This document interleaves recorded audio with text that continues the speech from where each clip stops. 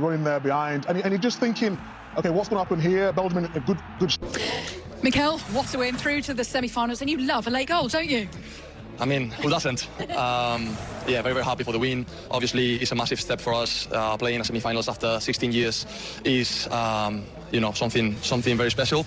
And yeah, in a personal level, I'm buzzing. Two games, 2 late goals for me. But yeah, the main thing is that the team is going to the semi-finals, and we are ready for the rest. Do you think we've seen the best from Spain yet? Hopefully not. I think this team has a very, very high ceiling, and our goal is always to improve. Today, I think we deserved a little more in terms of chances or goals because we created a lot. But yeah, we get the win, and hopefully next game we can see an even brighter Spain, and the main thing is to get the win. But yeah, let's see. Talking of the next game, you ready to take on France? Yeah, absolutely. We came here for this, to play against the best teams in the world. We are confident in our possibilities, at the same time respecting the opposition. But yeah, one of those games that you dream of when you're a kid, and now we have the chance to compete against a massive rival. Hopefully we'll get the win. We have our first confirmed semi-final of the 2026 World Cup. That will be in Dallas on Tuesday. It's an 8 o'clock kickoff UK time. And then remember, in the other half of the draw, we are eagerly awaiting England's clash with Norway. That's live on BBC Sounds from 8:30 p.m. tomorrow. That one is a 10 o'clock kickoff. And then in the early hours of Sunday morning, it's the holders Argentina against Switzerland. It is all shaping up, even if we're not always seeing it in terms of the attacking talent. Yeah, you know what surprised me here is the mentality from Merino and the difference with Ngoy as a defender. You have to protect the keeper. Yes. I think you don't want but you have to do the extra, to have confidence, but also be a bit negative as well to think that the keeper, we see the fly of the ball can make a mistake there, but just to protect, and that's the difference that one team goes through and the other are out. We always talk about it a lot on here, is it's details, and when you're, as a young defender, when you get towards it's always follow the ball in, because you never know what could happen. Even if you've got the best goalkeeper in the world behind you, you have to follow the ball in, because this can happen, and a mistake like that, you're out of the tournament. You mentioned the difference between his 2 subs. I think that was Lamin's first minutes at the tournament, wasn't it? So he needs to grow in confidence. And his third cap altogether. Moreno comes on full of confidence from the last game, and that is the difference. It just feels like he's on fire. I mean, 2 big goals. He must be delighted.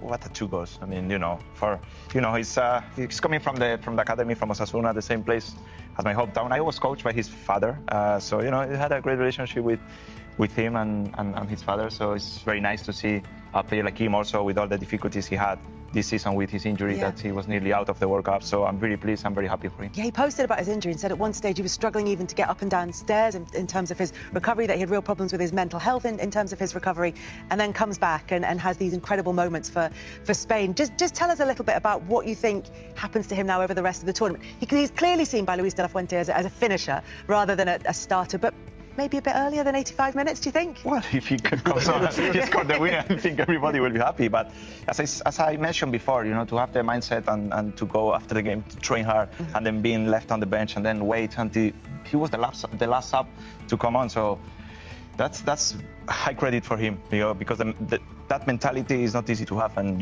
you guys know as well. It's not when you roll as well. I think Lukaku's got a similar role at Belgium, where he's been coming on a lot around about the 60-minute mark, and knowing what the importance you add to the team. I think that's the main thing. If you're left on the bench and you're not aware, you haven't had that conversation with the manager, you can be a bit down and a bit disruptive and whatever, but if you know that you're going to come on and the manager rates you highly, and potentially you come on to get your team to the next round of the World Cup, then I think that's a little bit different. Well, just tactically, it's understanding the game. Moreno, one of his best attributes is running into space. The second half, the game always becomes stretched and open, and it just suits him perfectly. Yeah, and I love the idea that he's sitting on the bench completely unbothered at 1-1 going, just wait, 85 minutes, I'll come in and I'll fix it all. We said, we were talking about it, weren't we? And we said there's the match winner when he was on the bench. Yeah. So you just felt Spain started getting balls through the lines, didn't he? And you just felt that he was going to have an impact. All right, you want to pat on the back, do you? To be fair, he is here for his analysis. It's fair to highlight when it goes well.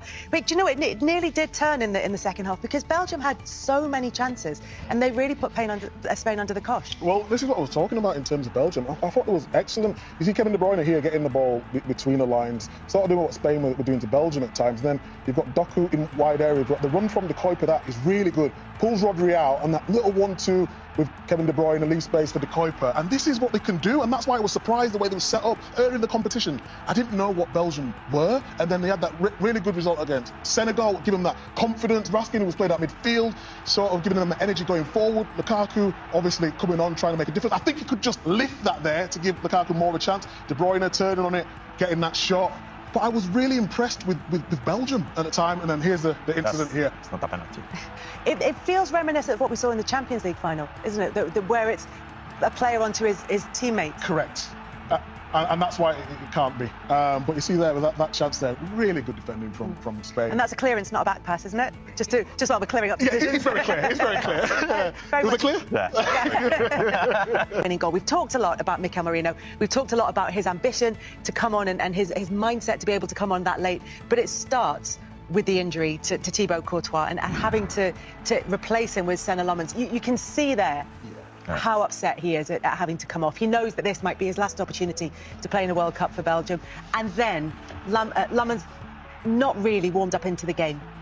Yeah, I think it's always difficult for any player, especially in a game of this magnitude. But when it's a goalkeeper, you're not fully warm. They're running there behind, and you're just thinking, okay, what's going to happen here? Belgium in a good shape, forcing them to shoot from distance. But then he just can't get hold of it. You know, you want to see a winner from good combinations or a really good worldie, but to have that from a goalkeeper to make a mistake, I just feel sorry for him. But look at the anticipation for Merino. That's what he's brought on the pitch to do. And having said that Lommens wasn't warmed up, Merino had only been on the pitch for 117 seconds when he scored that goal. Yeah, listen, it's clearly a mistake, obviously, and as much as I'd like to try and defend it, it's a mistake. But we've heard Joao talk about the flight of the ball, so maybe give him the benefit of the doubt a little bit. But Merino, I think he's one of them players who he just arrives at the right time, in the right moment in big games. And this is how they celebrated in Madrid. Interestingly, because, well, at the start of this tournament, there were no Real Madrid players in the squad. Obviously, Cucurella is now signed for them, and he is a Real Madrid player, but it's a very Barca-heavy squad in there. And there is that sense of a relationship. They've played through that press well at times, but when they get into the final third, I just think they're missing that killer pass at times. There's so many times where the game's opened up and expect them just to play the pass with pace. They've just not been doing it. Of course, they got the goal, but I just want a little bit more. When I said before, they've been very good, but not scintillating. That's exactly what I meant by this performance. And the sort of implication of that was that there is another gear for Spain to go into. Now would be a really good time for them to find it. Yeah, I think it's time for it. I think once they got ahead, we felt that Spain could score the second before half-time, but I think Belgium scored a very nice goal. Yeah, but the Spain goal, first of all, let's take a look at that one, because although it was scored by Fabian Ruiz, it's not really where your eye was drawn, Wayne. No, and there's a few questions about the defending as well, but I really like this from the relationship between Porro and Yamal. And Yamal's movement here is very, very good, very clever. And you see here, he goes running behind, then that little change of direction, it doesn't come to him. And again, his little change of direction here gets him that little yard of space, and a really good pass through to Porro. Olmo in a really good position where you'd expect him. And Ruiz following him for the tap in. I want to talk about it from a defensive point of view. Once you get into this shape, you're in a very good shape there, Belgium. You see the Kuiper, and you see Ruiz with Van Aken there, who scores a goal. But I don't understand why he needs to go now. Obviously, Doku, he's got to switch off. He's a winger. If he stays in line, then you can double up. He's already got Raskin coming over. And then look at the distance between Van Aken and Ruiz, who scored the goal. So although they pressed well at times, it's just them little details where you know that the whole question was, can Doku defend? And he does do his defensive work, but it's the little moments where you're up against clever players that you will get hurt. So he's willing, but just not 100% able to do the defending. Exactly that. It's about position, where you position yourself. So if you're in the defensive area where he is, he's just got to switch on a little bit more. When you're further up the field, you can afford to switch off because of where the ball is. But when you're in defensive areas, you just got to open up your body a little bit more, have that communication with the Kuiper, and that goal can definitely be avoided. It's ball watching as well, and I think a lot of what we've seen there was ball watching, and against the top team when they're clever and you play in between the lines and you move the ball quick. Within a split second, you've lost your man, that's it. You can see the goal, so you just need to make sure you open your body. You get taught as a kid, you're always looking over your shoulder. You have to do that against the top teams, otherwise you get punished. The problem is, when Belgium have been pressing, they think the job's done. Once you get into them areas, you've still got to concentrate exactly like you're saying. And as a defender there, you'd be saying, in front of you, a bit of communication there. Yeah, what I've seen is that Spain, they were 2 against 3 on the side. Lamine Yamal with Porro. And then they went 4 against 3 in the box. They were 3 on the box, which I think at this level, they defended the zone, but there were 3 coming in the box for free. It's crazy from Belgium, I think very quickly you could see Spain run away with this game. And listen, that mightn't happen, but I think if they keep defending the way they do, they might, get a bit of luck and go and get the next goal. But I think within a split, amount of time, split seconds, this game could be go away from them. Yeah, those seconds and those moments for Belgium might well let Spain in yet. And as you said, Spain might take the game away from Belgium. But as it stands, Belgium are very much in it because they got their equaliser from De Ketelaere. Yeah, we sort of highlighted him before the game, and I talked about that movement. And sometimes the movement in there, you don't have to go first post and then second post. It's just about making sure you're on side and then timing your run to perfection, because the back line have to move up and back where the ball is going, and he's just got to anticipate and time his run perfectly. And as people saying it's offside in here, ask me, but it was. It wasn't. But he stays in the goal. Yes. He doesn't move from the goal. You have seen few seconds. He stays always. This is what I was talking about in the first game with Ronaldo. And listen, Ronaldo was miles offside at times where he weren't getting back on top. But that is so clever when you're starting an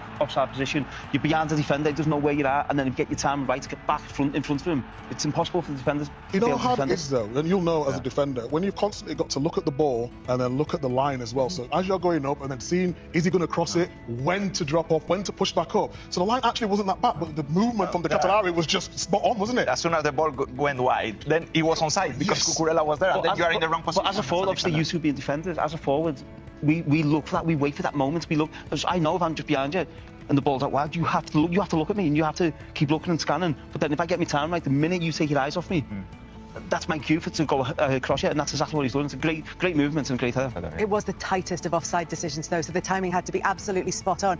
And we were talking about the Belgian press, and Mikey, you were saying that they're getting it's almost right for them, but just maybe needs a bit of tweaking, a bit of polishing. I think it's a bit of both. I think they've been very brave in the way they want to set up. So you see Belgium here with high, you see Rodri, but I don't know if it's a good thing or a bad thing, because Spain could play through the press, but at the same time, Belgium are trying to be brave. You see the amount of space left in the middle of the pitch, and that's why Wayne, you was talking about potentially, if the game materials like this, they might find it difficult. But these are the little details we're talking about. If Yamal just pops that round the corner in that space and they get the 1-2, on another opportunity, they could have been punished for that, couldn't they, Wayne? Yeah, I think it's crazy. I think against the top team, we done it against Barcelona in 2009, got popped all over the place.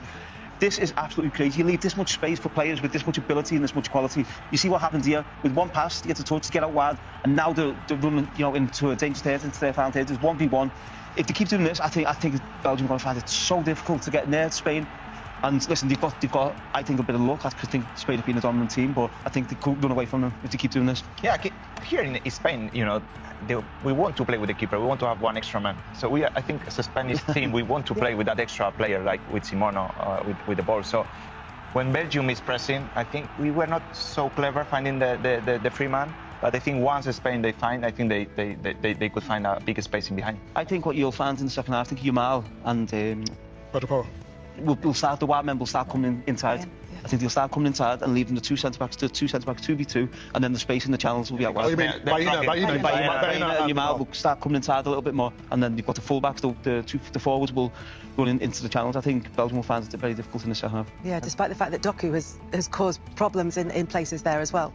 He has, and for me, this is Doku's strength. Obviously, he gets back and helps out defensively, but this is why he's in the team, because he carries the ball, he commits players, he commits defenders, midfielders, and here he gets a little bit of luck, but he allows Belgium to get up the pitch. So now you see, just by holding on to the ball, Belgium can get players forward, they can get them into Spain's half of the pitch. And again, here he's in a good position defensively.